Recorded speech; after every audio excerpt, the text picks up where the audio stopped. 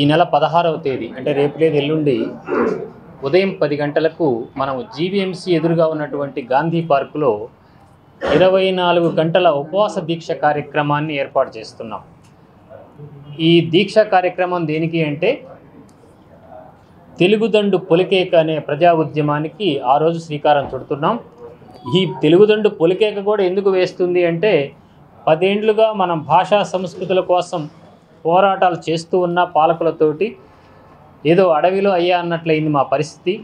మన పాలకులకు మన భాష అన్నా మన సంస్కృతి అన్నా ముఖ్యంగా కవులు కళాకారులు అంటే వాళ్ళకి ఖాతరీ లేదు. ఎందుకంటే వాళ్ళకి కావాల్సింది ఓట్లు. ఈ కవులు కళాకారులు ఎలాగైనా ఓట్లు వేస్తారు కాబట్టి మా ఓట్లు అంటే వాళ్ళకి లెక్క కూడా లేదు.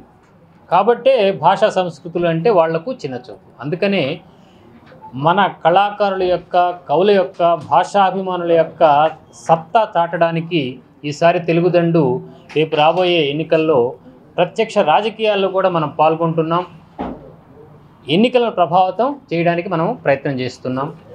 ఆ విషయాలను రేపు 16వ తేదీ ఇంకా భయంకరమైన విషయాలు కూడా మనం మాట్లాడుకుందాం.